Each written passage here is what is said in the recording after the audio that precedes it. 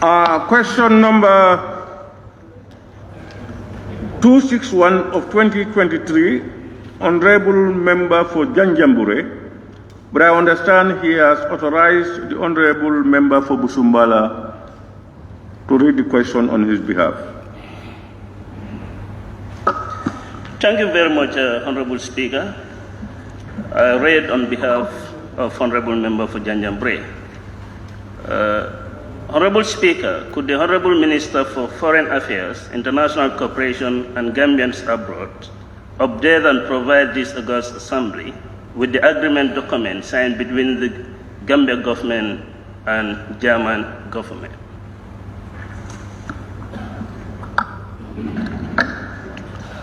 Good morning, Honorable Speaker. Good morning, honorable members of this August Assembly. Honorable Speaker, indeed, bilateral relations between the Gambia and the Federal Republic of Germany have improved ever since the change of government in 2017. This has been manifested by the visit to the Gambia by the President of Germany, Dr. Frank-Walter Steinmeier, in December 2017. And it's also manifested by the opening of the German embassy here in the Gambia in May 2023, with a Gambian embassy in Berlin expected to open soon. Having said this, Honorable Speaker, it is not clear to me which signed agreement document is being referred to in the question, and on what sector or area the said document covers. Nevertheless, I would like to clarify to this August Assembly that the Gambia government has not signed any bilateral agreement with the Federal Republic of Germany concerning any sector or on any subject area, and the Ministry of Foreign Affairs, International Cooperation and Gambians Abroad is not aware of any such agreement documents between the two countries.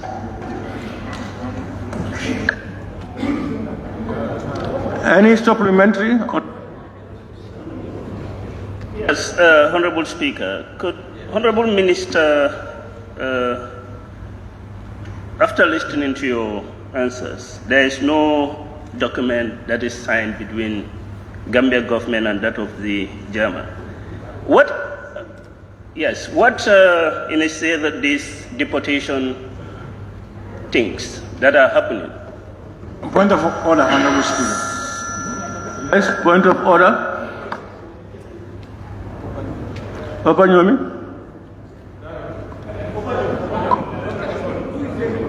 Honorable Speaker, I withdraw. Thank you.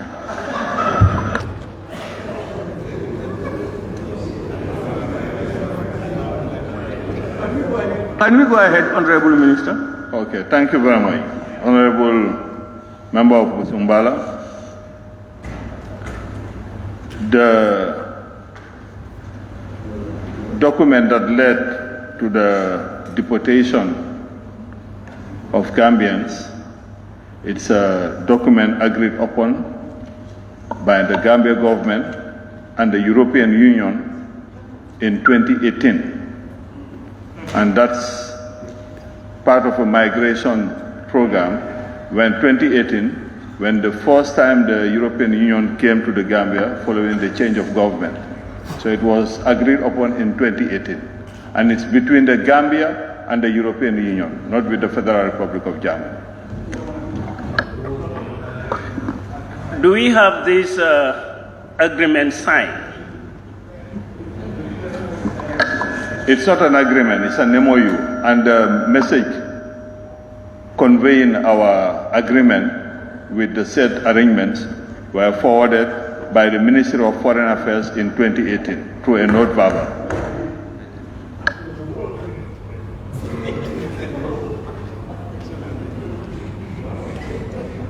Honorable members, I just want us not to go out of the question. The question is inquiring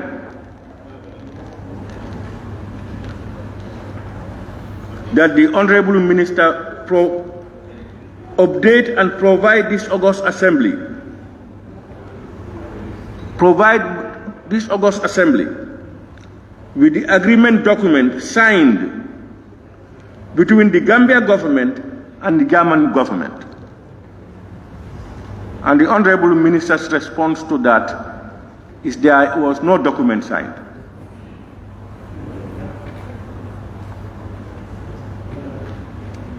So if we are not careful, your questions must be related to the principal question. And the principal question, it means the question itself should be redrafted.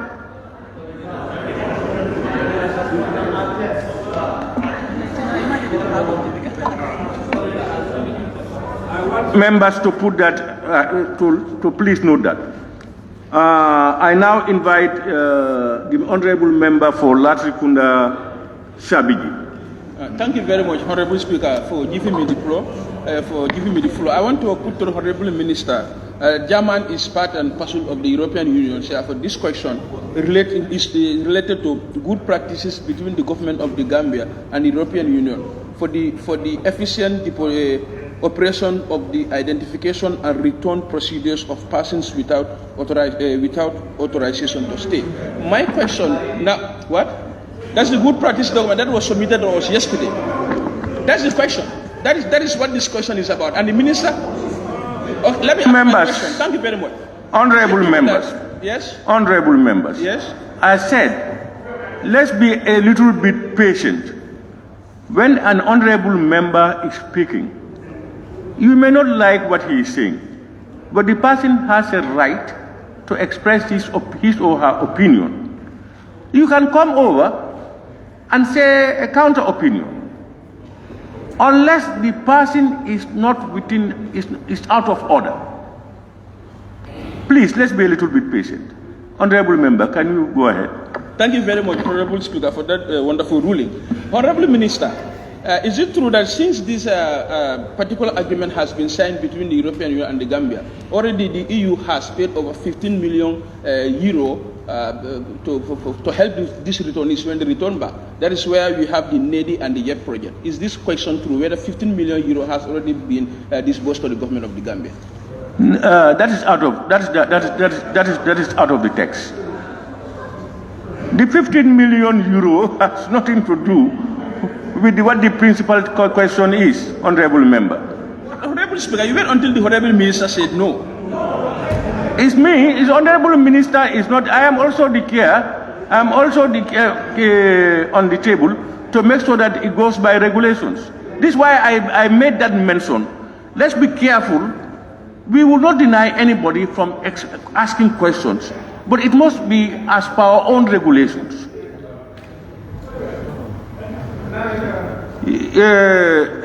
Honorable Member for Woolly East.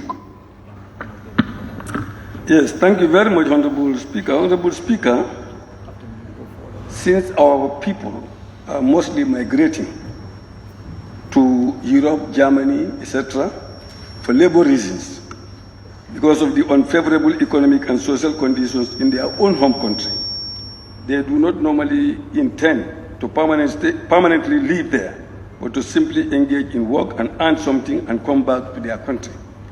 Could your ministry consider entering into such other kind of agreements, such as fair migration, concerning migrant workers, as well as bilateral agreement and MOU on migrating of low-skilled workers, 2015, that came into being in 2015.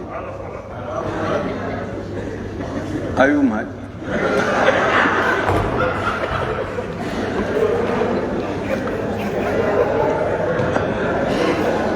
Honorable Member for Woodley East.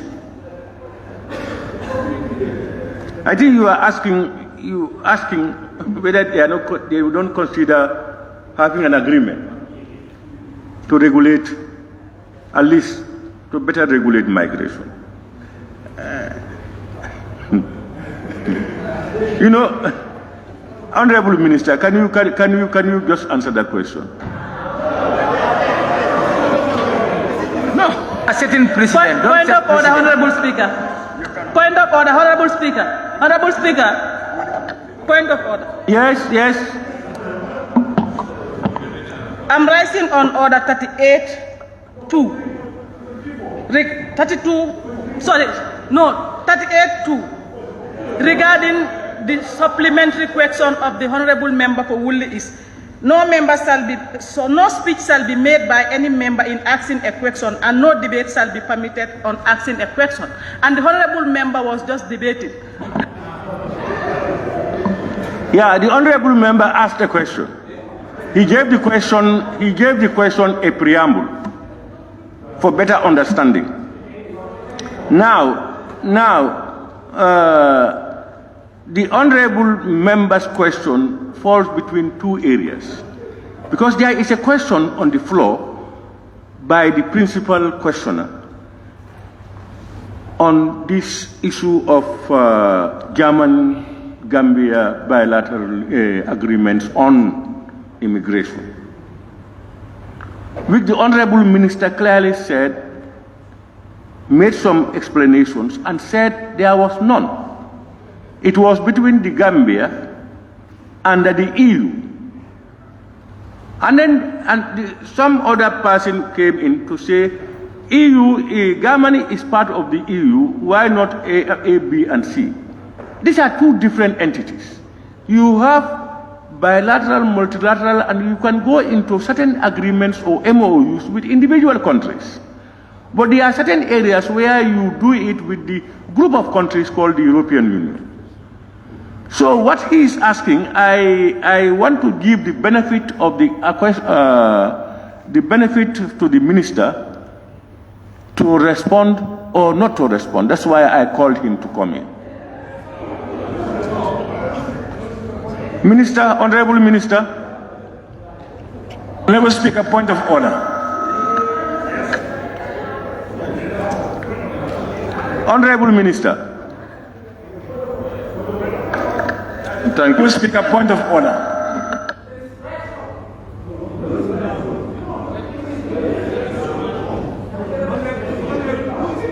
Please, is it open, Yomi? Honorable Speaker, for the 3-4 supplementary questions, a supplementary question shall not be in order if it introduces matters not included in the original question and the answer provided. Yes, and the point of member is asking, it's not from the original question and it's not from the answer provided by the minister.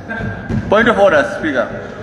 So please, honorable members, if look at the question and look at the answer. The honorable minister's answer to the principal question went beyond what was requested of him. And he captured areas probably not relevant to the question, but to elucidate and to explain better to parliamentarians. And both the question and the answer determines the supplementary questions. It is. Can I have it, Speaker? Honorable Speaker. Honorable members. Honorable Speaker. Honorable members. I think it's the same thing you have quoted, and I put it. I am not in agreement. Honorable Minister, can you take up the floor and say what you want to say? Thank you very much, Honorable Speaker. Point of order, Honorable Speaker. Honorable Speaker. Point of order. Speaker, it's a different one. It's not on the same point of Honorable order. Minister, can you please go ahead? Point of order, Honorable Speaker. Honorable Speaker. My friend. He cannot. I think I can bring some clarification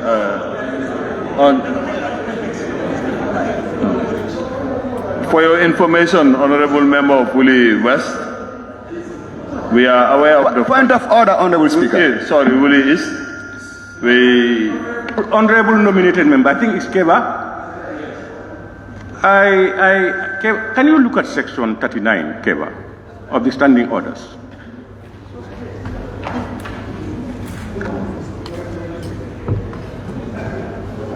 Honorable Speaker. Honorable, have you seen section 39? You are in order, Honorable Speaker. Pardon? In order. That's what I wanted to raise earlier. Yeah, you know what I want is, I don't want people to try to beat the system by going double dodging and double dodging. Whatever you say, you have a right to a point of order. But the point of order, I have the sole responsibility to say whether it is in order or not in order. If I have made a decision and you want to cut it short, I will not tolerate that. So let's all please allow the Honorable Minister. If the Minister, for instance, tells me he is of the opinion, for instance, that is still the same, that's fine. Honorable Minister, please go ahead. Sorry, Honorable Speaker. I was raising a different point of order, not the one you've made ruling on. Not the one. He quoted 43.4. I was raising on a different point of order. Thank you. Okay, can we hear your order, your point?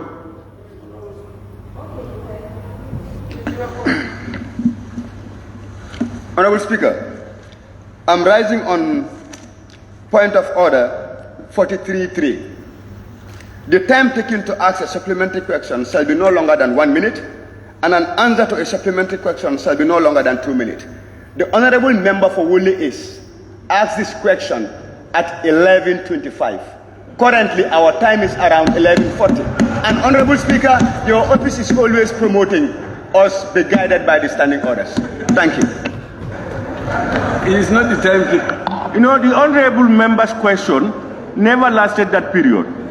It was your standing order complaints and order interjections that lasted up to this place. So, Honorable Minister, please. Thank you very much, Honorable Speaker. To the Honorable Member of Woolly East, I want to assure you that we are aware of the fact that migration is part and parcel of human history, and there is no way we can stop it. And we made that very clear to our partners, that in fact these boys who are going there are called the backway boys. Sometimes when they're going, even their own families are not aware. So the solution is not deportation, but to work on measures that will help us deal with this efficiently. And in relation to that, at the invitation of the Spanish minister, foreign minister, I went to Spain and we have engaged them on an agreement for seasonal migration. As you rightly put it, and that's what I told them, some of people, they don't want to stay in Europe. They just want to come make some money and go back home. And we are also engaging the government of Italy on this type of agreement, because I know they have similar agreements with other countries. Thank you. Thank you very much, Honorable Minister. Honorable Member for Kiang West. Honorable Minister, from your response, you've indicated that deportation is not the solution. And since your government is aware of that, what are you doing to ensure that you make a stop to this indiscriminate deportation that we are experiencing? Well, we all know that we agree with you that deportation is not the solution. But when you have exhausted all the legal remedies for you to stay in a country, even in the Gambia, we deport people who are not complying with our laws. So the only thing we can do is to negotiate with them, see how best they can regularize them. And there is an offer on the table with Germany to regularize Gambians who have stayed there, who have not committed any crime. Now, we are also duty bound by international law. When it is established that you are a Gambian and you have all the documentary evidence, we cannot refuse you to come back to the country, because we cannot render our citizens stateless. And today you have to understand also that we live in a different era. At first, people will go travel, throw their passport, and they will not be able to identify them. And if I show you a photo that I have on my phone, some of our citizens did the same thing. But the immigration will collect everything and send it to the embassy. But what they forget is that once you are entered in the system, there is no way you can claim that you are not Gambian. So now even when they are asking for the documentation, they themselves will send you all the evidence. So you have no other choice than to accept your citizens. What is with heavy heart that we accept our citizens. We know that families put a lot of investment, a lot of efforts to get their children, thinking that the roads of Europe are paved with gold, which is in fact not the reality. And that's why yesterday I was saying that this should be a national debate. This goes beyond partisan politics. We have to sit and have a serious debate about this issue of migration, because we are losing some of our young, valid, ambitious young men. When they go with a lot of ambition, and unfortunately some of them will come back with mental issues. Some will come back as criminals, but when they were leaving, they were not criminals. Yeah. Honorable members, I think I must refer to Honorable nominated member Keba Lang. 1 minute and 2 minutes for answers. Honorable member for Banjul South. Thank you. I think my question has been answered. Thanks. Thank you very much. Honorable member for Lower Fuladu West. Thank you very much for giving me the opportunity. I want asking on who exactly signed the MOU that have caused a lot of Gambians coming back on deportation in 2018. Out of order. It's out of order completely. No.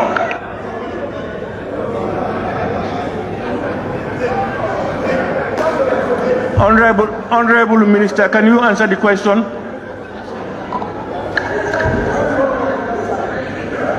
Well, Honorable Speaker, I think that is... The passion. It's easy to verify who was the minister in 2018. And besides, government is continuity. When you come, if it is signed by another person, you have to continue. But it's easy to verify who was minister in 2018. Thank you. Which month was this signed? Which month? Which month? Speaker. Honorable members.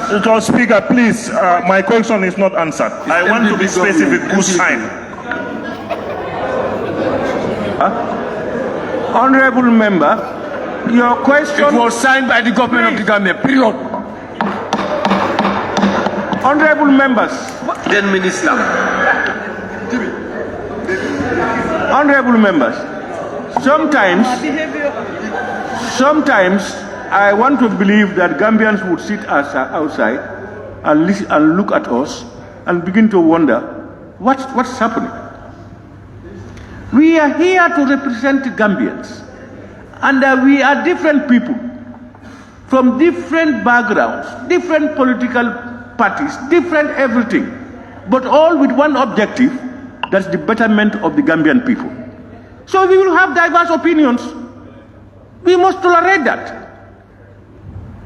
If you only want to hear what you want to hear, then this place is not your place. Speaker, with due respect, please, Honorable member, I am on the floor. Honorable member, please, I am on the floor.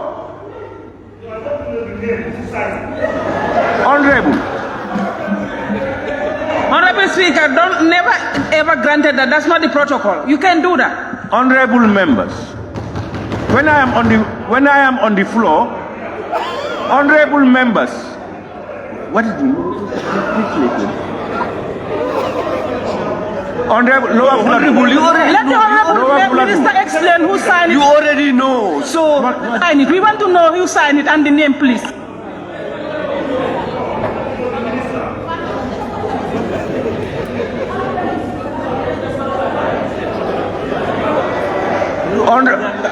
Honorable member of the person. Honorable member for Lower Fuladu. Former minister. Which month was this signed? Honorable member for Lower Fuladu. Honorable member for Lower Fuladu.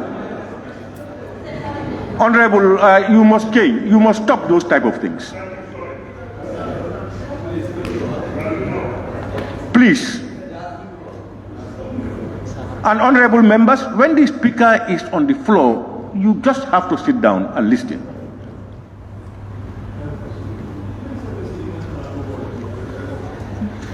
Honorable members, question number 262 of 2023, honorable member for Olyundum.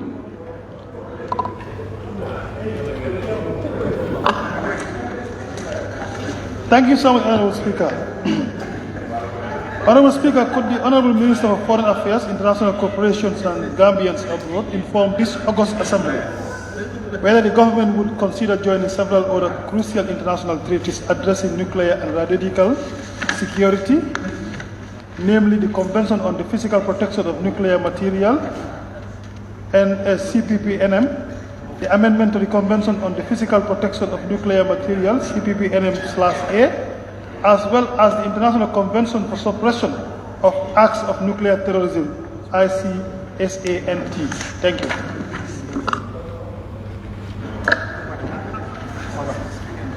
Thank you. Honorable Speaker, the Gambia has always advocated and stood for peace and security in the international arena.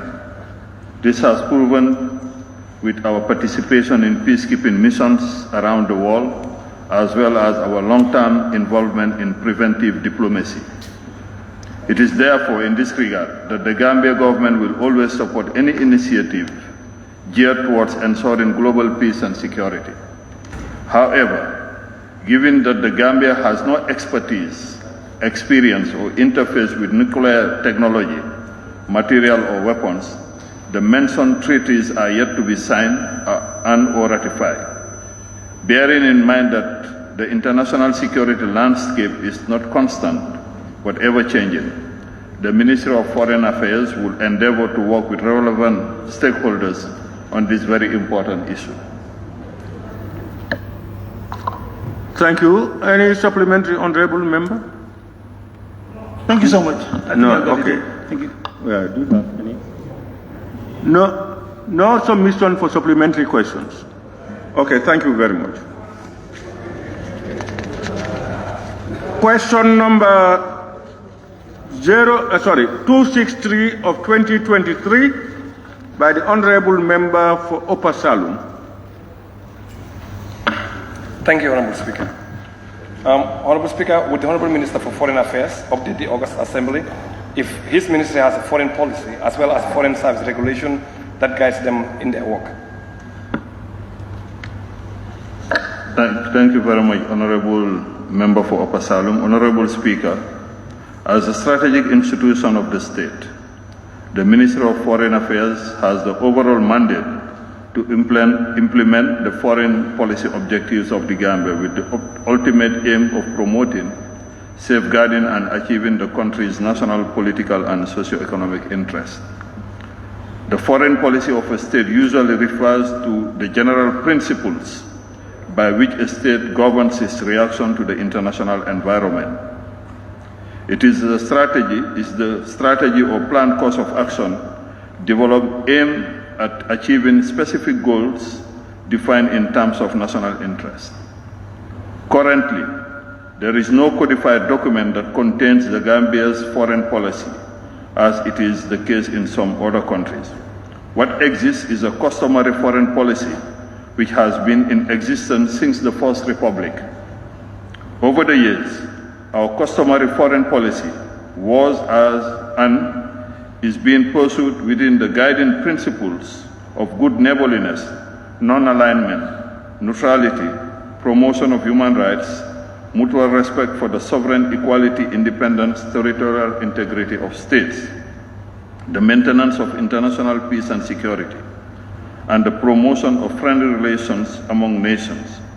The principles that guide the Gambia's foreign policy are also reflective of the principles of the Charter of both the United Nations and the African Union. Even at the United Nations, African Union, etc., our pattern of voting on presented issues correspond to our position on the said principles guiding our foreign policy. Furthermore, pronouncement from His Excellency the President on the Gambia's foreign relation also determine and sets the Gambia's foreign policy objectives.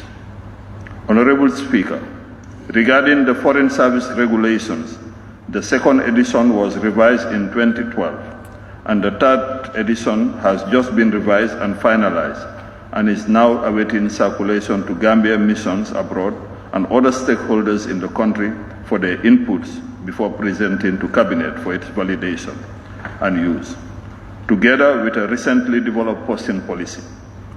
We do also wish to proceed beyond the Foreign Service regulations and introduce to this August Assembly a Foreign Service Bill, which will further guide and strengthen the implementation of the Foreign Service regulations. There is also a plan to develop a recruitment policy, code of conduct, orientation manual for staff going on posting, diplomatic handbook, etc., that will complement other documents governing the Foreign Service. Honorable Member. Yes, thank you very much, Honorable Speaker. I think the response really was clear and apt because I was looking forward to him to bringing a bill that would actually give guidance to the Foreign Service regulation. So since he said that a bill will be here, so I'm fine with it. Thank you.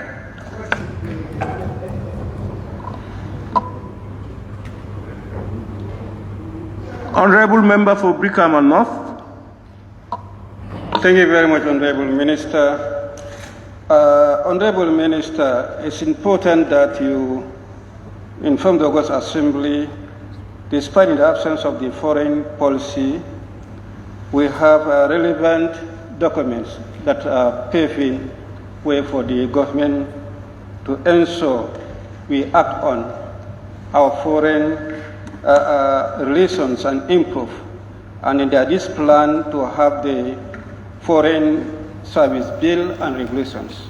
However, does your ministry has any plan to bring or to formulate the foreign policy? Honorable Member of Brikama North, I did not say that there is an absence of foreign policy. We do have a foreign policy. If not, then we'll be going blindly, not knowing what we are doing. What we said is we do not have a codified foreign policy document. And that obtains in many countries because the world is dynamic and there are a lot of changes. And as I said, even a mere pronouncement of the president can change the foreign policy of the country. In the recent years, the only major shift we have in our foreign policy is when Gambia decided to recognize the One China principle. Apart from that, we've been concerned since the First Republic. In terms of our dealing with the international community, we've been guided by the principle of neutrality.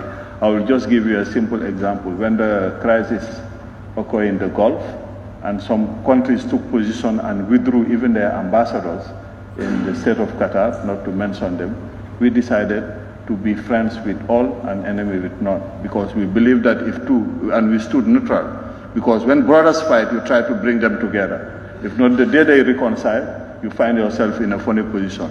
Unfortunately for us, many found themselves in that situation today because they are together and now they've been sending back their embassy, but we've been concerned, and that has earned us a lot of respect in the eyes of our partners.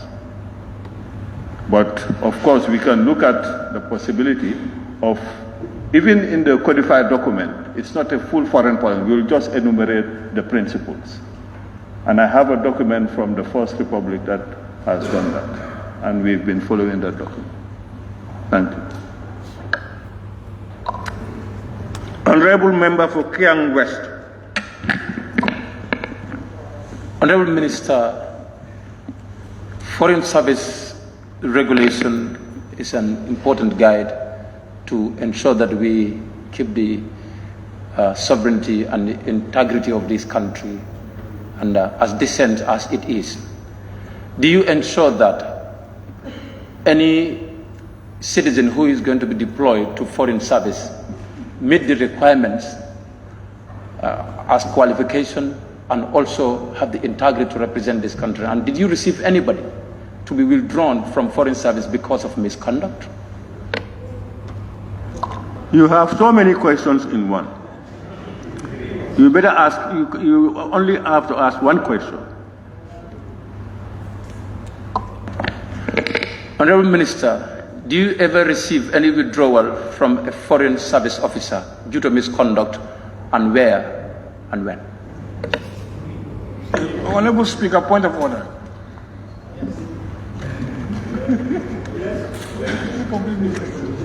Honorable Speaker, the Honorable Member is asking a complete new question.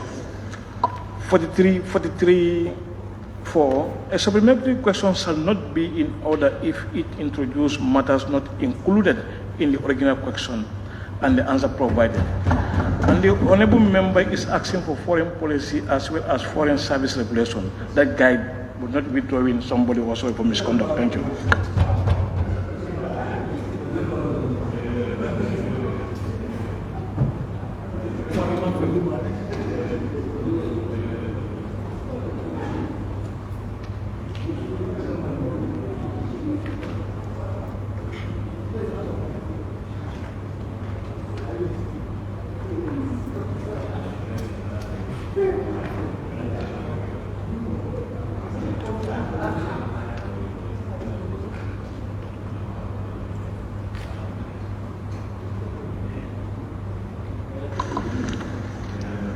Thank you very much.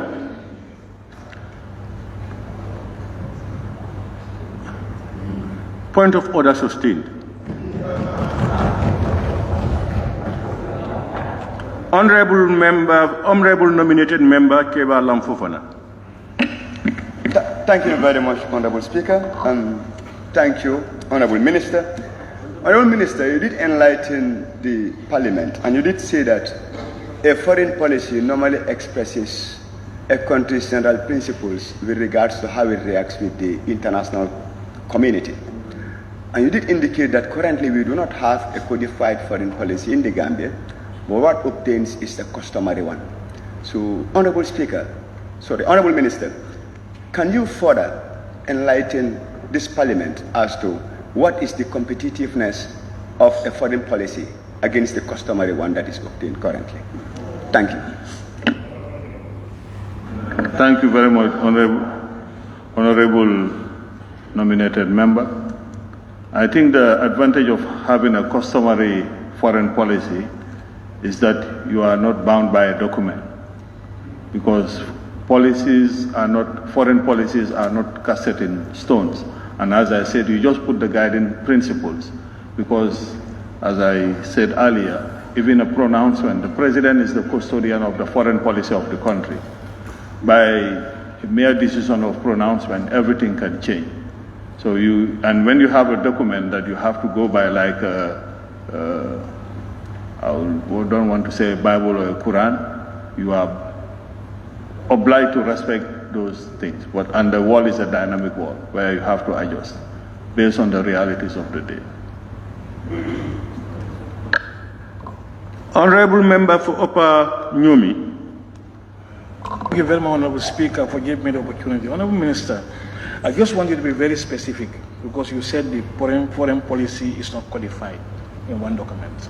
Are you envisaging of... Talk loud. Yes, Honorable Speaker, I just want the Honorable Minister to be very specific to the August Assembly. As he said, the foreign policy is not codified in one document.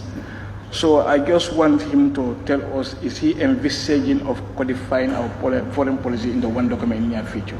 Thank you. Well, we intend to organize a conclave with all the ambassadors and the senior diplomats from the First Republic to now. And based on that, during that conclave, we will deliberate and see whether there is need to have a codified document. But as I said, the guiding principles are known by all the diplomats. Even in the foreign service regulation, they are enumerated there. So what you want is to have a document saying this is the foreign policy of the Gambia. Even when you have that, it will be very vague, because diplomacy has its intricacies. There are a lot of things that we do not put in books or discuss in public. They are discussed behind closed doors. And sometimes it's also not very good to put all your strategies in a document. Yeah. Because don't forget that most diplomats, their role also is to gather intelligence for their countries. Yeah. Honorable member for Nyanija. Honorable Speaker, I'm withdrawing. Thank you.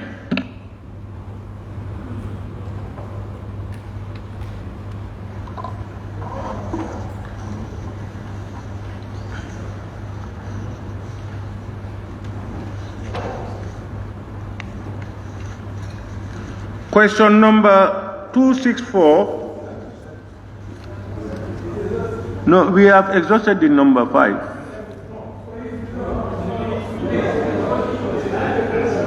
We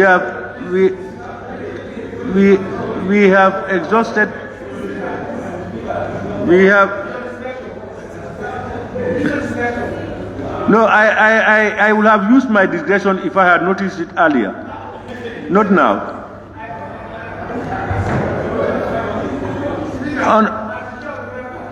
Pardon?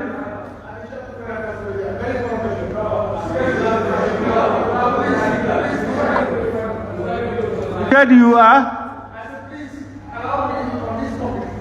I'm saying allow me on this topic, very important. Just very small question, but very, very important. Very short and precise. Honorable, what happened? Why didn't you submit your name? No, I contacted him. I raised my tag to.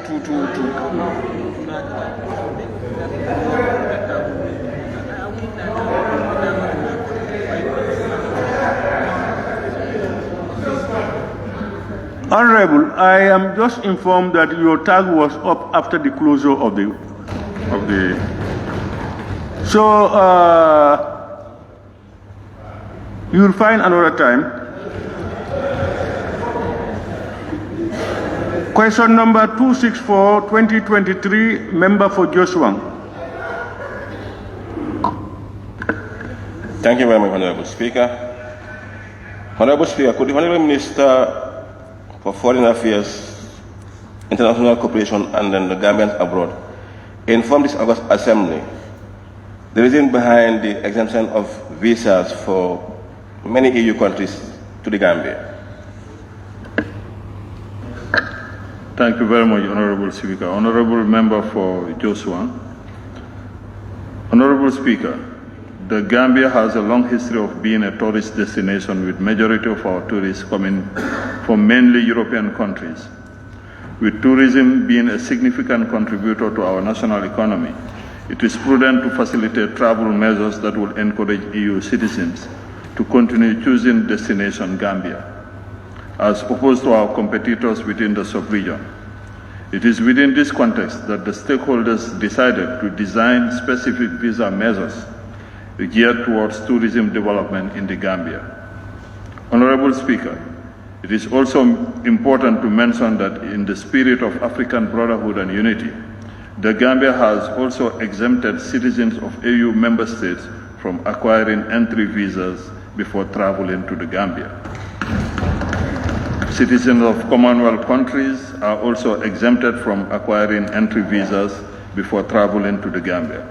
All these measures are therefore geared towards strengthening our bilateral and multilateral ties with partner countries, help open up the Gambia to the world, and also help improve investment opportunities and tourism in the Gambia.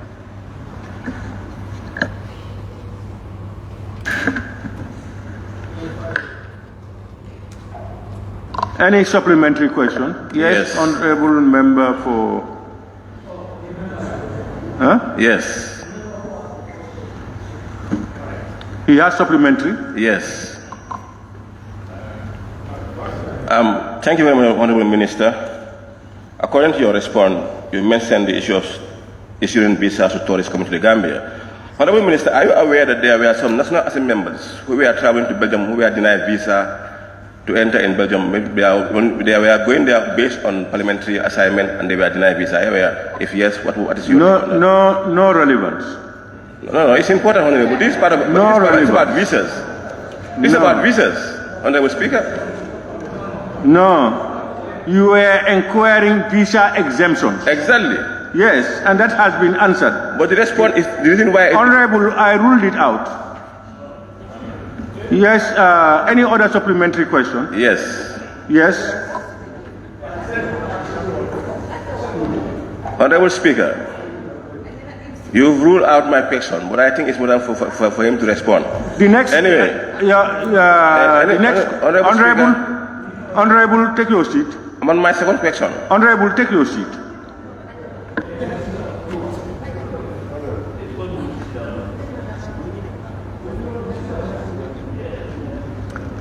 You don't need to take me back on what I have done. You've asked a question, and then I told you that it has no relevance. You want to ask another question? Just ask the question. Please, go ahead. Thank you. Honorable Minister, are you aware of the loss in revenue these embassies are facing based on this visa exemption?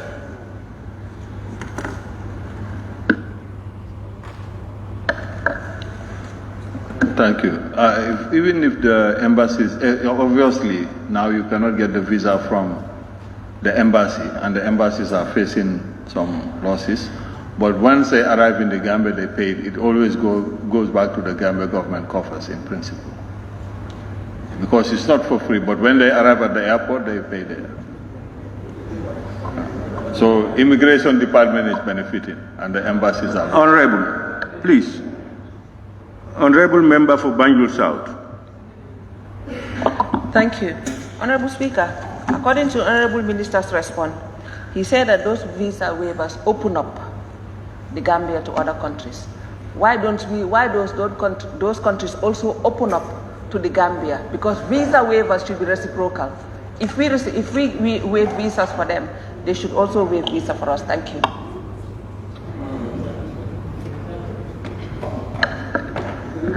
Well, visa waivers are not reciprocal for your information. This is something that you arrange. But when you see that it's to your advantage, because I remember then the Minister of Tourism arguing that we needed to open up because we are losing out to our competitors. Because for some people to go and wait for days to acquire a visa, they would rather go to countries where they don't require that. But of course, ideally, if we can have a reciprocal arrangement, that would be ideal. Yeah. Honorable nominated member 𝒂𝒄𝒄𝒏𝒆𝒍. Thank you very much, Honorable Speaker. Part of my concern has been, question has been asked by the member for Joshua, but notwithstanding, Honorable Minister, have you consulted a majority of Gambians before reaching into such conclusion?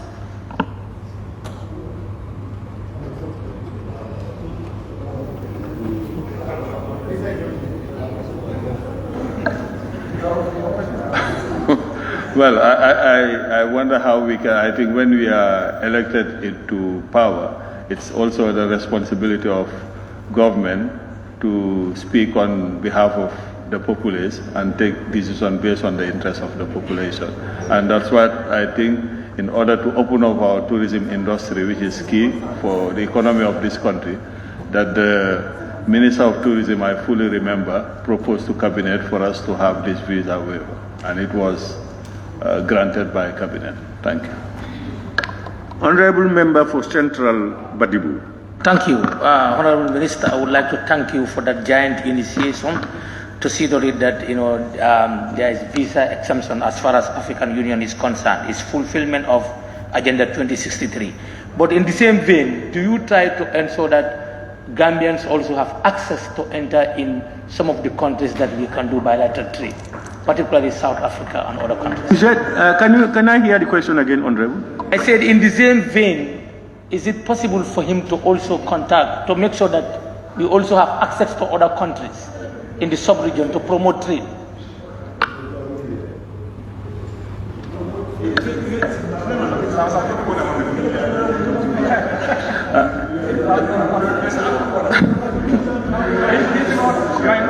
Thank you very much, Honorable Member for Central Badibu.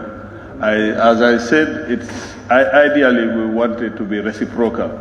And if you follow social media, the comments of the Kenyan foreign minister went viral. It's the same decision that we've taken here, but it didn't go as viral as his. So we believe that that will have a contagious effect and other countries will follow suit. Because ideally we will need an Africa without borders for Africans. Thank you. Honorable Member for Sabak-Sanjal. Thank you very much, Honorable Speaker. Honorable Minister, in your response you said even though there is visa exemption, but there is a particular fee that they normally pay at the airport with immigration. when last was that visa fee or entry fee increased? Because we realized that visa fee has been increased for Gambians going to Europe. Thank you. Well, to be quite honest, I'm not aware of embassies increasing visa fees, but what I said, they are exempted from acquiring visas before traveling. It's not that it's free for them, but when they arrive in the country, if they have to pay, they pay. But to be quite honest, I don't even know how much they pay. Honorable Member, what he is saying is, if you are traveling from UK to come to the Gambia, instead of going to the Gambian embassy to queue for a visa, you can just fly in. On arrival at Banjul International Airport, you will be granted visa, but you make some payments. Honorable Member for Kantora. Thank you very much, Honorable Speaker, for giving the floor. Honorable Minister, it's a well-thought policy for visa exemption, of course, in the spirit of cooperation and bilateral agreement. Do you deem it prudent also to re-engage, having given this kind of opportunity, for them to reciprocate in terms of when our citizens are rejected, they are refunded their monies back to them? Thank you. Well, I think that will be very difficult, Honorable Member for Kantora and Majority Leader, to ask for the refund of visa fees, because these are administrative costs.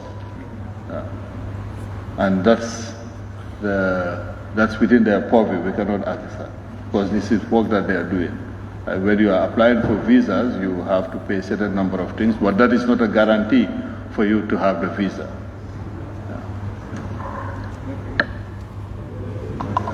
Thank you very much, Honorable Minister for Foreign Affairs, International Cooperation and Gambians Abroad, for adequately responding to Honorable Members' questions and supplementary questions. I want to thank you very much with your technical backup, and also thank Honorable Members, those who have asked questions and those who listened to answers to those questions. Honorable Members, Honorable Minister, you can take your seat. On that note, Honorable Members, I now put the question: be it resolved that this August Assembly do stand adjourned until Thursday, 7 September 2023 at 10 a.m. Those in favor, please say aye. Those not in favor, please say no. The ayes have it. The Assembly now stands adjourned until Thursday, 7 September 2023 at 10 a.m. Yo, assalamu alaikum. Ñu xam ne ñu ngi seetaan Zuma African TV fii la ñu amaat tey question and answer. Foreign Minister moo nekkoon fii comme ne moo nekk Mamadou Tangara. Dafa mel ni section bi jeex na ba suba inshallah. We still apologize for yesterday. Our volume was low, and I see some comments that the video was going, but there's no volume. We apologize for that technical error. But I think today things went normal. Thank you for your following Zuma African TV. Catch up on tomorrow, inshallah.